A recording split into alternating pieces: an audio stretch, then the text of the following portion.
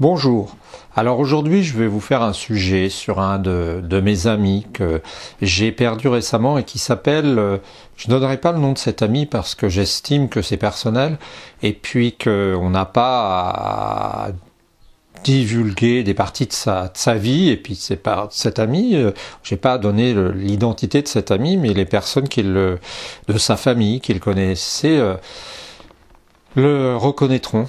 Je déplore son décès à l'âge de 54 ans, 53, parce que, pour une raison stupide, et c'est pour ça que j'ai créé ce post aujourd'hui, parce que je veux m'attaquer à la notion de risque, et à cette notion de risque caché, et pourquoi est-ce qu'on fonctionne comme ça ? En gros, pourquoi est-ce que on met notre vie en danger. À long terme, certes, mais pourquoi est-ce qu'on la met en danger? Alors, pour résumer l'histoire de cet ami, cet ami, en fait, vous savez, en France, je ne sais pas comment c'est dans les autres pays, mais chez nous, on est scolarisé par classe d'âge. Moi, je fais partie de la classe 66, j'ai pas de secret à cacher, j'ai pas de secret, je suis né en 66, et donc j'étais scolarisé avec tous les élèves nés en 66. Et dans notre petit village, au nombre de ces gens nés en 66, dans notre petite école de Trévière, pour ne pas la citer, il y avait mon ami, alors qui n'était pas un ami, mon meilleur ami, je le voyais tous les 10 ans, mais je lui faisais un coucou, salut, comment ça va, un copain de classe, dirons-nous. Et cet ami, cet ami, il a disparu il y a quelques mois. Et c'est dramatique, et c'est les conditions de cette disparition dont je voudrais vous parler. En fait, ce qui s'est passé, c'est que je savais déjà que cet ami avait des problèmes depuis qu'il avait 17 ans. Non, alors c'était même pas 17 ans parce que c'était en troisième, donc c'était beaucoup plus jeune. Donc 18 au bac, 17 en première, 16 en seconde, donc 15 ans. À 15 ans, cet ami avait une barbe, il avait un système pileux très développé, pratiquement une barbe, et il avait aussi été assez émancipé par rapport à nous, et il avait l'habitude de fumer. Il avait une moto, et à cette époque-là, je me suis rendu compte, quand j'ai vu son comportement, quand j'ai vu comment il se comportait à la fin de l'année, le troisième, je me suis dit, il est foutu. Mais je pensais socialement. Socialement, oui, parce que je le voyais faire n'importe quoi, faire le con avec sa moto, fumer. Fumer à cette époque, c'était une marque de refus de l'autorité parentale. C'était pas. Et donc à cette époque, je me suis dit, j'ai eu une sorte de vision. Je me suis dit, il est foutu au niveau social, quoi. Il est en train de se griller. En fait, je me suis complètement trompé. Parce que cet ami, a fait une brillante carrière à Paris.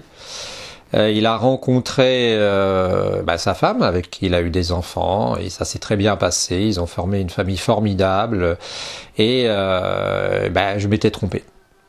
Seulement où je m'étais pas trompé, c'est que il s'était gaspillé à cause de la cigarette. Et c'est là-dessus que je voudrais venir, à ça que je voudrais venir, parce que je n'arrive pas à comprendre comment un homme intelligent comme lui, cultivé, c'était quelqu'un qui allait travailler régulièrement à Paris, qui était un notable, qui était devenu quelqu'un qu'on écoutait, qui avait une manière de fonctionner quelque part somptueuse, parce qu'il avait appris l'intelligence de raisonnement, on l'écoutait. La question que je vous pose, c'est comment est-ce que ce garçon a-t-il mis sa vie en danger sciemment finalement, et comment est-ce qu'il en est arrivé là? Parce que ça s'est terminé malheureusement par un cancer, et ça s'est terminé par le décès. Alors c'est vrai qu'on connaît tous l'exemple du 10% de Français, de personnes qui décèdent d'un cancer sans jamais avoir fumé, sans jamais avoir découpé des tôles d'amiante toute la journée au lapidaire. Mais toutefois, Qu'est-ce que c'est que cette histoire de risque qu'on ne prend pas en compte? Parce que on est tous d'accord que mes enfants, par exemple, me reprochent de ne pas prendre de risques assez souvent. Hein, j'ai des enfants qui me reprochent régulièrement de ne pas risquer. Alors je sais, eux, ils ont 20 ans, ils ont leur adrénaline, ils sont pleins d'énergie, ils gambadent dans tous les sens. Et puis à côté de ça, bien moi, je suis plus tranquille et puis j'ai l'âge de mes artères tout de même. Et vous savez, quand on vieillit, je l'ai déjà dit, on a tendance à sentir un peu le corps d'une manière différente de quand on est jeune. Quand on est jeune, regardez des petits enfants dans la cour de récré, ils courent dans tous les sens, hein, ils sont en permanence en train de se maintenir en état. Hein. Regardez aussi les cultivateurs qui étaient avant l'ancienne génération, ils étaient musclés hein, même à un certain âge, parce qu'ils avaient. Et puis maintenant, c'est différent. Mais ce que je veux dire, ce que je veux poser comme question, c'est moi par exemple, je pense que je suis presque incapable d'aller sauter à l'élastique, parce que j'oserais pas là, ce truc là, sauter dans le vide, je crois que j'en suis pas capable. Ça me donne des frissons rien que d'y penser. Question. Que ce soit en matière de nourriture, que ce soit en matière sociale, parfois quand on prend des risques dans son métier, que ce soit en matière sanitaire, comment est-ce qu'on est capable de prendre des risques qui engagent notre vie? C'est ça que je me demande. C'est ça que je me pose comme question. Comment est-ce que cet ami à 53 ans en est venu à la... Alors je ne sais pas comment ça a été vécu dans sa famille, hein. Peut-être que ça a été vécu sereinement, ce dont je doute malheureusement, hein, parce que quand j'ai visité cet ami m'a dit, mais tu sais, moi le seul avantage que j'ai, c'est que je sais pourquoi je l'ai attrapé. Hein, je croise, quand je fais des chimios, il disait ça, des jeunes hein, qui ne cessent de pleurer. Ça m'énerve, ça me fatigue, parce que c'était ça qui l'embêtait dans la chimio surtout. Hein. Entre autres, sans doute peut-être aussi, bien sûr, le fait d'avoir à supporter tous ces produits. Mais il me disait, moi, ce qui m'ennuie aussi, c'est quand tu es avec des gens là qui se plaignent, qui couinent, et moi, je sais pourquoi je l'ai attrapé. Alors, je n'arrive pas à comprendre. Peut-être je suis de tempérament froussard, peureux, mais je n'arrive pas à comprendre. Je n'arrive pas à comprendre comment on peut... C'est pas une condamnation, hein, surtout pas.